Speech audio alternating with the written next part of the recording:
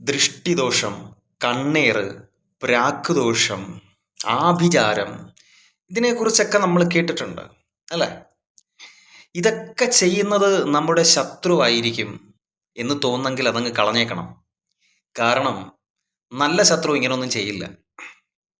അപ്പോ മിത്രമെന്ന് തോന്നിക്കുന്ന ചില ശത്രുക്കൾ ഉണ്ടാവും നമുക്ക്.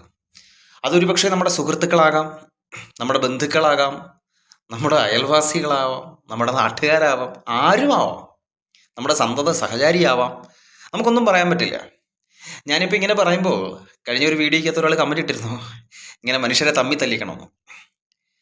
ഇങ്ങനെ ഇതെൻ്റെ വാക്കുകളല്ല ഞാൻ ഈ പറഞ്ഞത്, എൻ്റെ അഭിപ്രായമല്ല, മറിച്ച് സാപ്താംഗ സിദ്ധാന്തം എന്ന് നിങ്ങൾ കേട്ടിട്ടുണ്ടാവും. അതിൽ പറഞ്ഞതാണ്. അത് എഴുതിയത് വേറെ ആരുമല്ല, വിഷ്ണുഗുപ്തൻ എന്ന് പറയുന്ന ആളാണ്. അതർവൈസ് നോൺ ആസ് കൗഡില്യൻ, ചാണക്യൻ എന്നൊക്കെ പറയും. അദ്ദേഹത്തിൻ്റെ സാപ്താംഗ സിദ്ധാന്തം എന്ന് പറയുന്നൊരു സംഭവമുണ്ട്. അത് പരാമർശിക്കുന്ന അർത്ഥശാസ്ത്രത്തിലാണ്. അതിൽ പറയപ്പെടുന്ന ഒരു കാര്യമാണ്, ഒരിക്കലും തുറന്ന പുസ്തകമാകരുത് മനുഷ്യൻ. നമ്മൾ നമ്മുടെ കാര്യങ്ങൾ, നിങ്ങളൊരു സംരംഭം ആരംഭിക്കാൻ പോകുന്നു, നിങ്ങളൊരു പരീക്ഷ എഴുതാൻ പോകുന്നു, നിങ്ങൾക്ക് ആ പരീക്ഷയിൽ വിജയിക്കുമെന്ന് പൂർണ്ണമായിട്ടുള്ള വിശ്വാസമുണ്ട്, നിങ്ങളുടെ ജീവിതത്തിൽ രക്ഷപ്പെടാൻ പോകുന്നു, നിങ്ങളുടെ മുന്നോട്ടുള്ള മൂവ്മെൻറ്റ്, നിങ്ങൾ എന്താണ് അടുത്ത നെക്സ്റ്റ് സ്റ്റെപ്പ്, നിങ്ങളുടെ എന്തായിരിക്കും, നെക്സ്റ്റ് പ്ലാൻ എന്തായിരിക്കും, ഇതൊരിക്കലും ആരോടും റിവീൽ ചെയ്യരുത്, തുറന്ന് പറയരുത്. ചിലരുടെ സ്വഭാവമുണ്ട്, എന്താ അങ്ങ് പറയും എല്ലാവരിടത്തും, പക്ഷെ അത് നടക്കില്ല. അങ്ങനെയാണ് ഒരു പക്ഷേ നമ്മുടെ മനസ്സിലൊന്നും ഇരിക്കാത്തത് കൊണ്ടായിരിക്കും നമ്മൾ പറയുന്നത്. അയാൾ നമ്മളെ അങ്ങനെ കാണുമെന്ന് വിചാരിച്ചിട്ടായിരിക്കും. ഒരിക്കലും വിശ്വസിക്കരുത്. സ്വന്തം നിഴലിനെ പോലും വിശ്വസിക്കാൻ പാടില്ല എന്ന് അദ്ദേഹം പറയുന്നു. എവിടെയാണ് എപ്പോഴാണ് ചതി പതുങ്ങിയിരിക്കുന്നത് എന്ന് നമുക്കറിയാൻ കഴിയില്ല. അതുകൊണ്ട് ആരെയും അത്ര അങ്ങട് കണ്ട് വിശ്വസിക്കണ്ട. ഇതെൻ്റെ വാക്കുകളല്ല, ചാണക്യൻ്റെ വാക്കുകൾ കടമെടുക്കുകയായിരുന്നു. നമുക്ക് ഇന്നത്തെ വിഷയത്തിലേക്ക് പോകാം. ദൃഷ്ടിദോഷം, കണ്ണേറ് ദോഷം, മറ്റുള്ള എല്ലാ ദോഷങ്ങളും വീടിനെ സംബന്ധിച്ച് ബാധിക്കുന്നവയെ എങ്ങനെ ഒഴിവാക്കാം വീട്ടിൽ തന്നെ?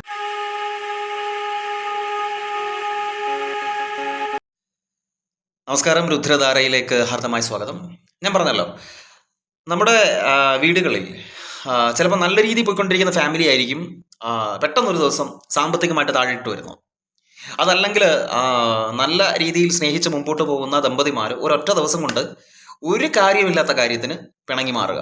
സന്തോഷകരമായ ജീവിതം നയിക്കുന്നത് പെട്ടെന്ന് എന്ത് ചെയ്യുക, ഡൗൺ ആവുക. നമ്മളപ്പം തന്നെ ഓടി ജോത്സ്യൻ്റെ അടുത്തും കാര്യങ്ങളൊക്കെ പോകും. ഇതിനൊക്കെ ചെയ്യുന്നതിന് മുമ്പ് ആദ്യം നമ്മൾ ചിന്തിക്കേണ്ട ഒരു കാര്യം, മനുഷ്യനൊരു പൊതു സ്വഭാവമുണ്ട്. എന്ത് സംഭവിച്ചാലും, ഒരു തെറ്റ് സംഭവിച്ചു, പക്ഷേ നമ്മൾ ഒരിക്കലും നമ്മുടെ ഭാഗത്താണ് തെറ്റ് എന്ന് നമ്മൾ പറയത്തില്ല. നമ്മൾ ആ സാഹചര്യത്തെ കുറ്റപ്പെടുത്തും. നമ്മളൊരു മത്സരത്തിൽ പങ്കെടുത്തു, ഒന്നുകിൽ നമ്മൾ സമയത്തെ കുറ്റപ്പെടുത്തും. മറ്റൊന്നിൻ്റെ മുകളിലേക്ക് വെച്ച് കെട്ടാനുള്ള ഒരു ടെൻഡൻസി മനുഷ്യനുണ്ട്. അത് നമ്മുടെ ഭാഗത്താണെന്ന് നമുക്കറിയാം, പക്ഷേ നമ്മളത് സമ്മതിക്കില്ല. നമ്മുടെ മനസാക്ഷിയുടെ മുമ്പിൽ പോലും നമ്മളത് സമ്മതിക്കത്തില്ല. അങ്ങനെ ഒരു സ്വഭാവം നമ്മുടെ ഉള്ളിലുണ്ട്. ഇപ്പം ഞാൻ അടക്കമുള്ള എല്ലാ മനുഷ്യൻ്റെ ഉള്ളിലുണ്ട്. അതിനെ നമ്മൾ എപ്പോൾ ജയിക്കാൻ സാധിക്കുന്നു, അവിടെയാണ് നമ്മുടെ വിജയം ആരംഭിക്കുന്നത്. അതിനെ നമ്മൾ ഓവർകം ചെയ്യുക എന്നുള്ളതാണ്. നമ്മുടെ തെറ്റാണ് എന്നുണ്ടെങ്കിൽ യെസ്, അതെൻ്റെ ആണ്, എൻ്റെ മിസ്റ്റേക്കാണ്, അത് നെക്സ്റ്റ് ടൈം ഐ വിൽ എന്ത് ചെയ്യും, ഞാനത് തിരുത്തും, അത് റെക്ടിഫൈ ചെയ്യാൻ എനിക്ക് പറ്റും എന്നുള്ളത് സ്വയം ബോധ്യപ്പെടുത്തുക. അല്ലാതെ മറ്റൊന്നിലേക്ക് നമ്മൾ കൊണ്ടുവന്ന് ചാരി വെക്കുക എന്നുള്ളത് ഇറ്റ്സ് നോട്ട് ഫെയർ. അപ്പോൾ ഞാൻ പറഞ്ഞു വരുന്നത്, ഈ കണ്ണേർ എങ്ങനെ മാറ്റാം, അല്ലെങ്കിൽ മറ്റുള്ളവരുടെ പ്രാക്കുദോഷങ്ങൾ, അവരെ വിളിച്ചപേക്ഷകൾ, എവിടെ നിന്നും ആവാം. ഞാൻ പറഞ്ഞല്ലോ, ആരെയും വിശ്വസിക്കാൻ പറ്റില്ല. ഒരുത്തൻ രക്ഷപ്പെടുന്ന മറ്റൊരാൾക്ക് കണ്ടുകൂടാ, ചിരിച്ചോണ്ടൊക്കെ നിൽക്കും. സത്യമായിട്ടുള്ള കാര്യമാണിത്. അനുഭവത്തിന്റെ വെളിച്ചത്തിലൊക്കെ ഞാനിത് പറയുന്നത് കേട്ടോ. അപ്പോൾ എന്തു തന്നെയാണെങ്കിലും നിങ്ങളുടെ നെക്സ്റ്റ് സ്റ്റെപ്പ് എന്താണോ അതൊരാളും അറിയരുത്. നിങ്ങൾ ചെയ്ത് കഴിഞ്ഞ് അവിടെ എത്തിയതിന് ശേഷം മാത്രമേ അറിയാൻ പാടുള്ളൂ. അപ്പോൾ ആദ്യം തന്നെ നിങ്ങൾ ചെയ്യേണ്ട ഒരു കാര്യം, വീട്ടിൽ ഞാൻ ഒരു 3-4 കാര്യം പറയാം. ഇതിനകത്ത് ഏതാണ് നിങ്ങൾക്ക് ഏറ്റവും ചെയ്യാൻ പറ്റുന്നത് എന്നുള്ളത് അങ്ങ് ചെയ്തേക്കുക. ഒന്നാമത്തതായിട്ട് കുറച്ച് മഞ്ഞപ്പൊടി എടുക്കുക. മഞ്ഞപ്പൊടി വീട്ടിൽ സുലഭമായിട്ട് കിട്ടുന്ന സാധനമാണല്ലോ. എടുത്തതിന് ശേഷം കുറച്ച് നാരങ്ങയുടെ നീര് അതിനകത്ത് ചേർക്കുക. നാരങ്ങയുടെ നീര് ചേർക്കുമ്പോഴത്തേക്ക് സ്വാഭാവികമായിട്ടും അതിൻ്റെ നിറം മാറും, ചുവപ്പ് കളറിലേക്കാകും. ചുവപ്പ് കളറിലേക്കാകുമ്പോഴത്തേക്ക് അതിനെ എടുത്തുകൊണ്ട് വന്ന് ആ നാരങ്ങ നീര് ഉപയോഗിച്ച് തന്നെ ഇത് ചാലിക്കണം കേട്ടോ. ചാലിച്ച് ഒരു കുഴമ്പ് രൂപത്തിലാക്കിയിട്ട് നിങ്ങളുടെ വീട്ടിലേക്ക് കയറുന്ന പ്രധാന വാതിലിൻ്റെ കട്ടളപ്പടിയിൽ, പ്രധാന വാതിലിൻ്റെ എങ്ങോട്ടോ ദർശനമായിക്കോട്ടെ വീട്, അതിൻ്റെ കട്ടളപ്പടിയിലാണ് നിങ്ങൾ സ്വസ്തികിൻ്റെ ചിഹ്നം. അറിയാമോ സ്വസ്തിക് ചിഹ്നം? ഞാനിവിടെ കാണിച്ചു തരാം. ആ സ്വസ്തികിൻ്റെ ചിഹ്നം നിങ്ങൾ എന്ത് ചെയ്യുക? അവിടെ വരച്ചു വെക്കുക. അപ്പോൾ സ്വസ്തികിൻ്റെ ചിഹ്നം വരച്ചു തൊട്ടടുത്തായിട്ട്, അതായത് ആ സ്വസ്തികിന് ഇടത് സൈഡിലായിട്ട് നിങ്ങൾ എന്ത് ചെയ്യുക? ഓം എന്ന് പറയുന്ന ചിഹ്നവും കൂടെ വരച്ചു വെക്കുക. ഓം വരയ്ക്കുമ്പോൾ യാതൊരു കാരണവശാലും കുങ്കുമത്തിൽ വരയ്ക്കരുത്, മറിച്ച് ചുണ്ണാമ്പിൽ മാത്രമേ വരയ്ക്കാവൂ. സ്വസ്തിക്ക് നിങ്ങൾ സിന്ദൂരം ഉപയോഗിച്ച്, അല്ലെങ്കിൽ സിന്ദൂരം എന്ന് പറഞ്ഞു കഴിഞ്ഞാൽ സിന്ദൂരം പോലെ ആകുന്ന മഞ്ഞൾപ്പൊടിയും ഈ നാരങ്ങ നീരും കൂടെ വെച്ച് സ്വസ്തിക്ക് വരച്ചു. തൊട്ടടുത്ത് തന്നെ നമ്മൾ എന്ത് ചെയ്യുന്നു? ഈ പറയുന്ന ഓം എന്ന് പറയുന്നതും വരച്ചു വെക്കുന്നു. ഓം എന്ന് പറയുന്നത് ചുണ്ണാമ്പ് ഉപയോഗിച്ച് തന്നെ വരച്ചു വെക്കുക. വീട്ടിലേക്ക് കയറി വരുന്ന ആളുടെ ദൃഷ്ടി ആദ്യം പോകേണ്ടത്, വീട്ടിലേക്ക് നോക്കുന്ന ആളുടെ ദൃഷ്ടി ആദ്യം പോകേണ്ടത് അതിലേക്കായിരിക്കണം. ഇത് വീട്ടിലൊരു പോസിറ്റീവ് എനർജി നിലനിൽക്കാനൊരു കാരണമാകും. ഇനി അടുത്തത് രണ്ടാമത്തത്. ഇതിലേതെങ്കിലും ഒന്ന് നിങ്ങൾക്ക് ഏതാണ് ആപ്റ്റായിട്ട് തോന്നുന്നത് അത് ചെയ്താൽ മതി. രണ്ടാമത്തത് കുറച്ചുകൂടെ പവർഫുൾ ആയിട്ടുള്ള ഒരു സംഭവമാണ്. എന്ത് ദോഷം ഉണ്ടെങ്കിലും വീട്ടിലേക്ക് ബാധിക്കാതെ, വീട്ടിലെ അംഗങ്ങളെ ബാധിക്കാത്ത ഒരു സംഭവമാണ് രണ്ടാമത്തേത്. രണ്ടാമത്തെ വേറൊന്നുമല്ല, സൂര്യമുഖം എന്ന് നിങ്ങൾ കേട്ടിട്ടുണ്ടാവും. സൂര്യമുഖം എന്ന് പറഞ്ഞു കഴിഞ്ഞാൽ ഒരു പ്ലേറ്റിനകത്ത്, ചെറിയ ഒരു പ്ലേറ്റ്, നമ്മുടെ ഈ കൈപ്പത്തിയുടെ വലിപ്പമുള്ള ഒരു പ്ലേറ്റിനകത്ത് സൂര്യൻ്റെ മുഖം ആലേഖനം ചെയ്തതാണ്. ഇത് നമുക്ക് പല സ്ഥലങ്ങളിലും മേടിക്കാൻ കിട്ടും. ഓൺലൈൻ പ്ലാറ്റ്ഫോമുകളിലും ഈ പറയുന്ന സാധനം നമുക്ക് വാങ്ങാൻ കിട്ടും. ഇത് വീടിൻ്റെ വടക്ക് കിഴക്കേ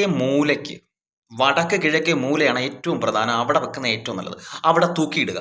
കാണുന്ന രീതിയിൽ തന്നെ വടക്ക് കിഴക്കേ മൂലയ്ക്ക് തൂക്കിയിടുക. അതല്ലാന്നുണ്ടെങ്കിൽ കിഴക്കോ വടക്കോ തൂക്കിയിടുക.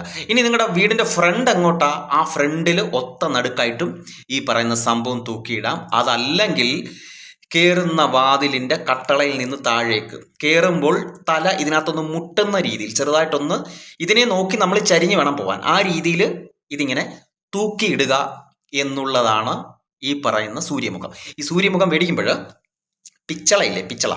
പിച്ചളയോ ചെമ്പോ മേടിക്കുക. ചെമ്പാണ് ഏറ്റവും നല്ലത് കേട്ടോ. ചെമ്പ്.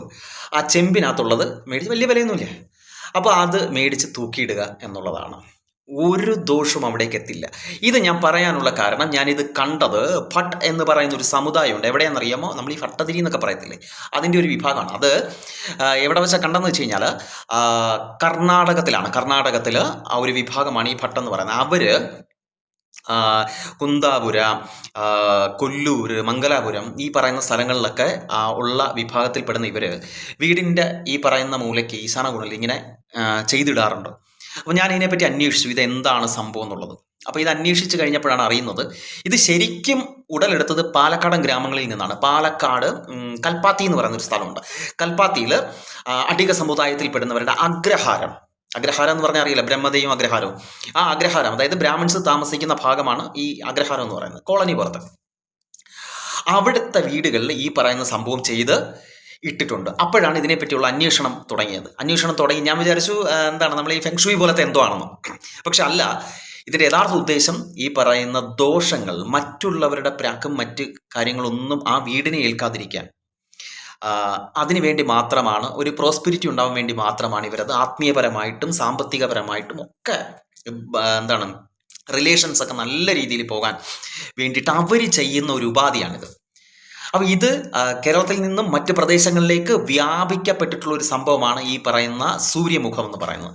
അത് ഓൺലൈൻ മേടിക്കാൻ കിട്ടും, മേടിച്ച് തൂക്കിയിട്ടോ അറിയാൻ പറ്റും എന്നുള്ളതാണ് ഇതിൻ്റെ പ്രത്യേകത എന്ന് പറയുന്നത്. ഇനി അടുത്ത മൂന്നാമത്തെ കാര്യത്തിലേക്ക് പോകാം. മൂന്നാമത്തെ കാര്യം എന്ന് പറഞ്ഞു കഴിഞ്ഞാൽ, നിങ്ങളുടെ വീട്ടിലേക്ക് ഒരു വ്യക്തി കയറി വരുമ്പോഴത്തേക്ക് ഫസ്റ്റ് പുള്ളിക്കാരൻ്റെ ദൃഷ്ടി എവിടേക്കാണ് പോകുന്നത്? കിഴക്കോട്ടായാലും പടിഞ്ഞാറോട്ടെ എങ്ങോട്ടാവട്ടെ, പുള്ളിയുടെ ദൃഷ്ടി എങ്ങോട്ടാണ് പോകുന്നത്? ആദ്യത്തെ ആ ചുമരിൽ ഫീനിക്സ് പക്ഷി കേട്ടിട്ടുണ്ടല്ലോ. ഫീനിക്സ് പക്ഷി, സ്വന്തം ജാരത്തിൽ നിന്നും ഉയർന്നു വന്ന ഫീനിക്സ്, ആ പക്ഷിയുടെ ചിത്രം വാങ്ങാൻ കിട്ടും. ആ ചിത്രം ഒട്ടിച്ചു വയ്ക്കുക. നല്ല രീതിയിലുള്ള പ്രോസ്പെരിറ്റി ഉണ്ടാവും എന്നാ പറയുന്നത്. അതായത് ഒരു വ്യക്തിയുടെ ദോഷം അങ്ങോട്ട് ഏക്കില്ല. നമ്മൾ ഈ കരിങ്കണ്ണ എന്നൊക്കെ പറയുന്നത് വെറുതെയൊന്നും അല്ല. ഇതൊക്കെ നാടുകളിൽ ഉണ്ടായിരുന്ന ഒരു സംഭവം തന്നെയാണ്. അപ്പോൾ ആ ഒരു സംഭവമാണ് ഈ പറയുന്ന ഫിനിക്സിന്റെ ചിത്രം എടുത്ത് സ്ഥാപിക്കുക എന്നുള്ളത് വീട്ടിനകത്ത്. അടുത്തതായിട്ട് ഞാൻ 3 പറഞ്ഞു. 4-മത്തതായിട്ട് സുവർണത്താമരയാണ്. സ്വർണ്ണത്താമര എന്നൊക്കെ പറയും. സ്വർണ്ണത്താമര മേടിച്ച് വീടിൻ്റെ കയറി വരുന്ന ഹാളിൽ എവിടെയാണോ ഒരു മനുഷ്യൻ കയറി വരുമ്പോഴത്തേക്ക് ആദ്യം കാണുന്ന അല്ലെങ്കിൽ പ്രദേശത്ത് ഇത് സ്ഥാപിക്കുക. സ്വർണ്ണത്താമര എന്ന് പറഞ്ഞാൽ സ്വർണ്ണം കൊണ്ടുണ്ടാക്കിയ താമരയല്ല, സ്വർണ്ണ കളറിലുള്ളത്. അതിനും വലിയ വിലയൊന്നുമില്ല. സ്വർണ്ണ നിറത്തിലുള്ള താമര പോലും ഇങ്ങനെ ഇരിക്കും. അത് ഡൈനിങ് ടേബിളിൽ വെക്കാം, നമ്മുടെ ടീപ്പയുടെ മേളിൽ വെക്കാം, പ്രധാനപ്പെട്ട സ്ഥലത്ത് ഈ സാധനം വയ്ക്കുക. നല്ല പ്രോസ്പെരിറ്റി ഉണ്ടാകുന്ന ഒരു സംഭവമാണ്. ഈ പറയുന്ന ദോഷങ്ങളും മറ്റു കാര്യങ്ങളൊന്നും തന്നെ ഏൽക്കത്തില്ല എന്നുള്ളത് 101% ഉറപ്പാണ്. അതുപോലെ വിദ്യാഭ്യാസത്തിന് വീട്ടിലുള്ളവർക്ക് വിദ്യാഭ്യാസം ആവശ്യത്തിലധികം വിദ്യാഭ്യാസം ഉള്ളവരുണ്ടെന്നുണ്ടെങ്കിൽ അവർക്കൊക്കെ ജോലി കിട്ടാൻ എളുപ്പമാണ് കേട്ടോ. ലിസ്റ്റിലൊക്കെ ഉള്ളവരുണ്ടാവുമല്ലോ. അപ്പോൾ അവർക്കൊക്കെ ജോലി പെട്ടെന്ന് ഉടനെ തന്നെ എന്ത് ചെയ്യുക, വിളിക്കുക. ഇത് കൊണ്ടുവെക്കുമ്പോഴേ നിങ്ങൾക്ക് അടുത്ത ദിവസം PSC വിളിച്ച് ജോലി തരുമെന്നല്ല ഞാൻ പറയുന്നത്. അതിന് പഠിക്കാനാവണം. പഠിച്ച് വന്നിട്ടും പലർക്കും ജോലി ഇല്ലാത്തവരില്ലേ, എന്താ കിട്ടാതെ ഇരിക്കുന്ന, അർഹതപ്പെട്ടിട്ട് കിട്ടാത്ത എത്രയോ കോടിക്കണക്കിന് ആളുകളുണ്ട്. അപ്പം അതുകൊണ്ട് അവർക്കൊക്കെ ഒരു പെട്ടെന്ന് അതിനകത്തൊരു റിസൾട്ട് ഉണ്ടാവാനുള്ള സാധ്യത വളരെ കൂടുതലാണ്. അടുത്തത് ഇമ്പോർട്ടൻ്റ് ആയിട്ടുള്ളത് അയൽവക്കത്തുള്ളവർ, അവരുടെ കാര്യമാണ് പറയുന്നത്. അയൽവക്കത്തുള്ളവർ പൊതുവെ നിരുപദ്രവകാരികളാണ്. എല്ലാവരും ഒന്നും പ്രശ്നക്കാരൊന്നും അല്ല കേട്ടോ. പക്ഷെ ചെറിയൊരു കുഴപ്പമുണ്ട്. നമ്മളെ ഒരു വീട് വെച്ച് കഴിഞ്ഞാൽ, നമ്മളൊരു വീട് വെച്ച് കഴിഞ്ഞാൽ കൂടെ വലിയ വീട് വെക്കാനുള്ള ഒരു ടെൻഡൻസി പ്രത്യേകിച്ച് മലയാളികൾക്കേ ഉള്ളൂ കേട്ടോ. പുറത്തോട്ട് എന്നാൽ ഒരു സംഭവമില്ല. കാരണം പുറത്തുള്ളവർക്ക് ഇച്ചിരി ബുദ്ധി ഉള്ളതുകൊണ്ട് അവർക്കറിയാം എന്താണ് വീട് വെയ്പ്പെന്ന് പറയുന്ന ഡെഡ് മണിയാണെന്ന് അവർക്ക് നന്നായിട്ട് അറിയാം, പ്രത്യേകിച്ച് തമിഴ്നാട്. പക്ഷെ നമുക്കങ്ങനെയല്ല. നമ്മുടെ സാമ്പത്തിക വളർച്ചയുടെ അത് കാണിക്കുന്നത് നമ്മൾ വീട് വയ്ക്കുന്നതിനകത്തൂടെ അല്ലേ. 2 അംഗങ്ങളെ ഉള്ളെങ്കിലും 10 മുറി നമ്മൾ എന്ത് ചെയ്യും, കെട്ടും. അങ്ങനെയാണ് നമ്മൾ. അപ്പോൾ വീട് എത്രയും ചെറുതായിരിക്കുന്നു അത് തന്നെയാണ് നല്ലത്. അല്ലെങ്കിൽ ആ വീട്ടിൽ അത്രയും അംഗങ്ങൾ ഉണ്ടാവണം. അതാണ് ഏറ്റവും വലിയ കാര്യം. ആ വീട്ടിൽ താമസിക്കാൻ അത്രയും ഒരുപാട് അംഗങ്ങൾ ഉണ്ടാവണം. അത് നല്ല ഗംഭീര രസമാണ് കേട്ടോ, പഴയ തറവാട് പോലൊക്കെ. അപ്പോൾ പക്ഷേ നമുക്ക് 2 പേരേ ഉള്ളൂ, ഒരു അണുകുടുംബമാണ്, 3 പേരേ ഉള്ളൂ, അല്ലെങ്കിൽ ഒരു അച്ഛനും അമ്മയും മക്കളും മാത്രമേ ഉള്ളൂ എങ്കിൽ കൊച്ചു വീട് തന്നെയാണ് നല്ലത്. അപ്പോൾ അത് ചിലപ്പോൾ ഭാവിയിൽ അങ്ങനെയൊക്കെ സംഭവിക്കാം. വീടെന്ന് പറയുന്നത് ഇപ്പോൾ നമ്മൾ ലക്ഷങ്ങൾ മുടക്കി ഒരു വീട് വെച്ചാലും അടുത്ത തലമുറ വരുമ്പോൾ അവർക്കത് ഔട്ട്ഡേറ്റഡ് ആയിട്ട് തോന്നും. അവരത് പൊളിച്ച് കളഞ്ഞിട്ട് അപ്ഡേറ്റഡ് ആയിട്ടുള്ള പുതിയൊരു വീട് വെക്കും. സോ ഡെഡ് മണി എന്ന് പറയുന്നത് വെറുതെ ആണോ? അല്ല. അപ്പോൾ ഞാൻ പറഞ്ഞു വന്നത് അയൽക്കാരെ കുറിച്ചാണ്. അപ്പോൾ അയൽക്കാർ നല്ലവരും ഉണ്ടേ, എല്ലാം ഒന്നും നമ്മൾ ജനറലൈസ് ചെയ്ത് പറയുകയല്ല, നല്ലവരും ഉണ്ട്. പക്ഷെ ഒരു 90% ഇച്ചിരി പ്രശ്നമുണ്ടെന്ന് വെച്ച് കഴിഞ്ഞാൽ പ്രത്യക്ഷമായിട്ടില്ല, പരോക്ഷമായിട്ട് അതുണ്ട്. അത് ഇനി നിങ്ങളൊക്കെ എത്ര കിടന്ന് പറഞ്ഞാലും അതുണ്ട്. തമ്മിലടിപ്പിക്കാൻ വേണ്ടി പറയുന്നൊന്നുമല്ല കേട്ടോ. ഞാൻ പറയുന്ന രീതി ആരും കയറി തമ്മിലടിക്കത്തൊന്നുമില്ല, അതെനിക്ക് നന്നായിട്ട് അറിയാം. അപ്പോൾ ഇവര് ഒരു മനുഷ്യൻ എപ്പോഴാണോ രക്ഷപ്പെടാൻ പോകുന്നത് ആ സമയത്ത് ഉള്ളിൻ്റെ ഉള്ളിൽ ഒരു ചെറിയ വിഷമം വരും. ആ വിഷമം ഉറപ്പായിട്ടും പ്രതിഫലിക്കും നിങ്ങളുടെ ലൈഫിനകത്ത്. അത് ഉറപ്പാണ്, 100% ഉറപ്പാണ്. ഇതിനകത്തൊക്കെ ഇതിനകത്ത് കാര്യമില്ലാത്ത കാര്യമൊന്നുമല്ല. അതിനുവേണ്ടി നിങ്ങൾ ചെയ്യേണ്ട ഒരു കാര്യം, മൈലാഞ്ചി എന്ന് പറയുന്ന സാധനം കേട്ടിട്ടുണ്ടല്ലോ. മൈലാഞ്ചി അരച്ചിടുമ്പോൾ നല്ല ചുവപ്പ് കളറിലാകുന്ന സാധനം, നമ്മൾ കയ്യിലൊക്കെ ഇടുന്ന, ഹെന്നയ്ക്ക് പകരം തലയിലൊക്കെ തേക്കുന്ന സാധനം. ഇത് വീടിൻ്റെ അഗ്നികോൺ എന്ന് പറഞ്ഞു കഴിഞ്ഞാൽ കിഴക്ക് തെക്കേ മൂല, ആ ഭാഗം നോക്കി കൊണ്ടുവന്ന് വെച്ചേക്കുക. കിഴക്ക് തെക്കേ മൂലയിൽ കൊണ്ടുവന്ന് ഈ സാധനം വെക്കുക. അതല്ലെങ്കിൽ വീടിൻ്റെ വടക്ക് ഭാഗത്ത് സെൻട്രലായിട്ട്, അതായത് അടുക്കള പുറത്തുനിന്ന് ഇറങ്ങുമ്പോൾ ഈ സാധനം നമുക്ക് കാണണം. അടുക്കള പുറത്തുനിന്ന് പുറത്തേക്ക് ഇറങ്ങുമ്പോൾ ഈ സാധനം ഒന്നീ നമ്മൾ വടക്ക് വശത്ത് നിൽക്കുന്ന കാണണം. അതല്ലെങ്കിൽ നമ്മുടെ അഗ്നികോണിൽ കൊണ്ടുവന്നങ്ങ് വയ്ക്കുക ഈ സംഭവം. ഇത് കണ്ണീർ, ആഭിചാരം, മറ്റു ദോഷങ്ങൾ, പരിപാടികൾ ഇതൊന്നും ഏൽക്കില്ല. കാരണം ഇതിനകത്ത് ദേവിയുമായിട്ട് ബന്ധപ്പെട്ട ഒരു സംഭവമുണ്ട്. ആ കഥയും കൂടെ പറഞ്ഞു കഴിഞ്ഞാൽ ഇനി കുറച്ചുകൂടെ ലെങ്ത് കൂടും. അപ്പോൾ അതുകൊണ്ട് ലക്ഷ്മി ദേവിയും അതുപോലെ തന്നെ ഭദ്രാദേവിയും ഒപ്പം കാളി ദേവിയുമായിട്ട് ബന്ധപ്പെട്ട ഒരു സംഭവം കൂടി ഇതിനകത്തുണ്ട്. 3 പേരുണ്ട്. ലക്ഷ്മിയുണ്ട്, ഭദ്രയുണ്ട്, കാളി ദേവിയുമായിട്ട് ബന്ധപ്പെട്ട ഒരു സംഭവം കൂടെ ഉണ്ട്. അപ്പോൾ അതുകൊണ്ട് ഇതിൻ്റെ പവർഫുള്ളായിട്ട് ഇത് ആഭിചാരത്തിന് ഉപയോഗിക്കും. ഇതിൻ്റെ തണ്ട് ഉപയോഗിച്ച് ആഭിചാരം ചെയ്യാറുണ്ട്. അപ്പോൾ അതുകൊണ്ട് ഈ സാധനം നമ്മുടെ വീട്ടിൽ നിൽക്കുന്നത് വളരെ നല്ലതാണ്. മനസ്സിലായോ? ഈ ചെടി വടക്ക് ഭാഗത്താണെങ്കിൽ കൊള്ളാം, അല്ലെങ്കിൽ അഗ്നികോണിൽ ഈ സാധനം നിൽക്കണം. ഇനി നിങ്ങൾക്ക് വേറെ എവിടെയല്ല, നിങ്ങൾ കന്നിമൂലയിൽ മാത്രം വയ്ക്കാതിരുന്നാൽ മതി, ബാക്കി എവിടെ വേണമെങ്കിലും ഇത് വളർത്താം. പക്ഷേ 4 പേര് കാണുന്ന തരത്തിലാണെങ്കിൽ കുറച്ചുകൂടെ നല്ലത്. മൈലാഞ്ചി ചെടി നിൽക്കുന്നത് 4 പേര് കാണണം അവിടെ നിൽക്കുന്നത്, അത് കുറച്ച് നല്ലതാണ്. അത് കണ്ടിട്ട് ഒരാൾ മനസ്സിലൊന്നും പറയത്തില്ല. കാരണം അവർക്കറിയാം, ഇതിനെപ്പറ്റി അറിയാവുന്നവരുണ്ട്, അവർക്കറിയാം പണി മേടിക്കും എന്നുള്ളത് അറിയാം. കാരണം ബൂമറാങ്ക് പോലെ കറങ്ങി തിരിഞ്ഞ് സാധനം വരും. അപ്പോൾ അതുകൊണ്ട് ഇത് 4 പേര് കാണാൻ നിർത്തുന്നത് വളരെ ഉചിതമാണ്. അപ്പോൾ ഇത്രയും കാര്യങ്ങൾ ഞാൻ പറഞ്ഞു അല്ലേ? ഏകദേശം 5 കാര്യങ്ങൾ ഞാൻ പറഞ്ഞില്ലേ? അപ്പോൾ ഈ 5 കാര്യത്തിൽ ഏതൊക്കെയാണ് പറഞ്ഞ 5 കാര്യങ്ങൾ മനസ്സിലായല്ലോ? 1 സ്വസ്തിക് ഓം, 2 സ്വർണ്ണത്താമര, 3 സൂര്യമുഖം, 4 ഫിനിക്സ്, 5 മൈലാഞ്ചി. അങ്ങനെ ഈ 5 കാര്യങ്ങൾ ഇതിലേതാണ് നിങ്ങൾക്ക് തോന്നുന്നത്, എളുപ്പം ഏതാണ് എന്ന് തോന്നുന്നത് മാത്രം അങ്ങ് ചെയ്തേക്കുക. ഈ പറയുന്ന ദോഷവും മറ്റു കാര്യങ്ങളും ഒക്കെ ഒരുവിധം മാറും. ഇനി ഇതൊക്കെ കേൾക്കുമ്പോൾ ചോദിക്കും, ഈ പറയുന്ന കോടീശ്വരന്മാർ അംബാനി മറ്റുള്ളവരൊക്കെ ഇത് നോക്കിയിട്ടാണോ എന്നുള്ളത്. അംബാനിക്ക് വിശ്വാസമൊക്കെ ഉള്ള ആളാണ്. പല കോടീശ്വരന്മാരെ എനിക്കറിയാം, പേഴ്സണലായിട്ട് അറിയാവുന്നവരും ഉണ്ട്. അവരുടെ വിശ്വാസങ്ങളൊക്കെ ശരിക്കും പറഞ്ഞാൽ നിങ്ങൾ കേട്ട് കഴിഞ്ഞാൽ നമ്മളാണ് ഒട്ടും വിശ്വാസികളല്ലാത്തത് എന്ന് തോന്നും. നിങ്ങൾക്കറിയാലോ, ഏറ്റവും കൂടുതൽ കാഷ്യൂ ഫാക്ടറീസ് ഉള്ളത് കൊല്ലം ജില്ലയിലാണ്. ഇന്ന് ഏറ്റവും കൂടുതൽ അടച്ചുപൂട്ടിയത് കൊല്ലം ജില്ലയിലാണ്. അവിടുത്തെ മുതലാളിമാരെ ഒന്നെടുത്ത് നോക്കിയാൽ മതി. അപ്പോൾ എല്ലാവരും വിശ്വാസമുള്ളവർ തന്നെ. ചിലപ്പം അവർ വേറെ കാസ്റ്റ് അല്ലെങ്കിൽ വേറെ റിലീജിയൻ ആണെന്നുണ്ടെങ്കിൽ ആ രീതിയിലുള്ള വിശ്വാസങ്ങളുള്ളവരാണ്. പ്രത്യേകിച്ച് സമ്പന്നരായിട്ടുള്ളവരും കോടീശ്വരരായിട്ടുള്ളവരും എല്ലാം പ്രാർത്ഥനയും മറ്റു കാര്യങ്ങളൊക്കെ ചെയ്യുന്നവർ. അല്ലാതെ ഒരു നിരീശ്വരവാദിയും ഈ പറയുന്ന വലിയ കോടീശ്വര രീതിയിലേക്കൊന്നും പോയിട്ടില്ല. ചിലപ്പോൾ അങ്ങോട്ടേ ഇങ്ങോട്ടേ കാണും. അത് കർമ്മഫലവും അതുപോലെ തന്നെ ഈ മുൻജന്മ സുഹൃതവും അതും അല്ലെങ്കിൽ അച്ഛനും അമ്മയും ചെയ്തു വെച്ചിട്ടുള്ളതും. അത് മക്കൾക്ക് വേണ്ടിയിട്ടല്ലേ? അങ്ങനെയും അതേ പറയാൻ പറ്റൂ. അല്ലാതെ ഇതൊന്നും നോക്കാതൊന്നും ആരും എവിടെ എത്തിയിട്ടില്ല. അപ്പോൾ അതുകൊണ്ട് നമ്മൾ അങ്ങനൊന്നും പറയാൻ പറ്റില്ല. ഓരോരുത്തരുടെ സമയം ഞാൻ പറഞ്ഞല്ലോ, എല്ലാം ശരിയാകണം. ഇതുകൊണ്ട് കുറച്ച് കാര്യങ്ങളൊക്കെ ശരിയാവും, പൂർണ്ണമായിട്ട് മാറുമെന്നല്ല പറയുന്നത്. ഇതുകൊണ്ട് കുറച്ച് കാര്യം ഇതിനകത്ത് 100% ഉറപ്പാണ്. ഈ പറയുന്ന യാതൊരു തരത്തിലുള്ള ദോഷങ്ങളും ദൃഷ്ടിദോഷങ്ങളും ഇതിനകത്ത് വരത്തില്ല. പ്രത്യേകിച്ച് നമ്മുടെ നെയ്ബേഴ്സിൽ നിന്നുള്ള ആക്രമണങ്ങൾ തടയാൻ ഏറ്റവും നല്ല ആയുധമായി നമുക്ക് ഉപയോഗിക്കാം. ഒരു സംശയം വേണ്ട. ഇനി ഞാൻ പറഞ്ഞ് അവസാനിപ്പിക്കുകയാണ്. ചാണക്യൻ്റെ കൗടില്യൻ, വിഷ്ണുഗുപ്തൻ എന്നൊക്കെ അറിയപ്പെടുന്ന അർത്ഥശാസ്ത്രത്തിന്റെ രചയിതാവായ അദ്ദേഹം പറഞ്ഞിട്ടുള്ള ഒരു കാര്യം അതും കൂടി ഓർമ്മിപ്പിച്ചിട്ട് അങ്ങ് നിർത്തുകയാണ്. തുടക്കത്തിൽ ഞാൻ പറഞ്ഞിരുന്നു, വിശ്വാസം നല്ലതാണ്, പക്ഷെ ആരെയും അമിതമായി വിശ്വസിക്കരുത്. എന്തിനും ഒരു സംശയദൃഷ്ടി നല്ലത് തന്നെയാണ്.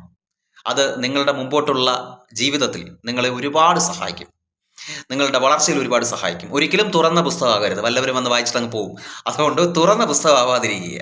ഒരു കാര്യവും ആരോടും, ഇനി എത്ര അടുത്ത സുഹൃത്താണെങ്കിലും, നിങ്ങളുടെ സന്തത സഹചാരി, നിങ്ങളുടെ മനസ്സ് അദ്ദേഹത്തിൻ്റെ കൈകളിലായിരിക്കും. പക്ഷേ രഹസ്യം എന്ന് പറയുന്നത് വേണം. രഹസ്യമില്ലെങ്കിൽ നിങ്ങൾ മനുഷ്യനല്ല. അതുകൊണ്ട് ആ രഹസ്യങ്ങൾ നിങ്ങളുടെ ഉള്ളിൽ തന്നെ ആയിരിക്കണം. അതൊരിക്കലും ആരോടും നിങ്ങളത് തുറന്ന് പറയാൻ നിൽക്കരുത്. അങ്ങനെ നിന്നാൽ അത് നിങ്ങളെ നാളെ തിരിഞ്ഞു കൊത്തും എന്നതിൽ യാതൊരു സംശയവുമില്ല. അടിവരയിട്ട് ഞാൻ പറയുക. അതുകൊണ്ട് അതെപ്പോഴും മനസ്സിൽ വേണം. ആരെയും കണ്ണടച്ച് വിശ്വസിക്കരുത് എന്ന് പറഞ്ഞു. ഇത് പറയുന്ന എന്നെയും വിശ്വസിക്കേണ്ട കൂടുതൽ എന്ന് പറഞ്ഞുകൊണ്ട് ഇന്നത്തെ വീഡിയോ അവസാനിപ്പിക്കുന്നു. അപ്പോൾ എന്താ പറയുക, നിങ്ങളൊക്കെ നല്ല അടിപൊളിയായിട്ടിരിക്കുക. നമ്മുടെ ചാനൽ കാണുന്ന എല്ലാവരും ഹാപ്പി ആയിട്ടിരിക്കുകയെ. ഇത്തരത്തിലുള്ള ചെറിയ കാര്യങ്ങൾ, വലിയ മുതൽ മുടക്കൊന്നുമില്ലാതെ ചെറിയ കാര്യങ്ങൾ കൊണ്ട് വലിയ സന്തോഷങ്ങൾ കിട്ടുന്നെങ്കിൽ പിന്നെ എന്ത് വേണം? പിന്നെ എന്ത് സംഭവം, ഇതൊക്കെ ചെയ്തിട്ട് മാറ്റങ്ങൾ ഉണ്ടെങ്കിൽ കമൻറ്റ് ചെയ്യണം കേട്ടോ അടിയിൽ. ഇത്രയൊന്നും അത് കേൾക്കുമ്പോൾ നമുക്കൊരു സന്തോഷമാണ്. അങ്ങനെ ഒന്ന് ചെയ്താൽ മതി, വേറൊന്നും വേണ്ട. അപ്പോൾ നല്ലത് വരട്ടെ.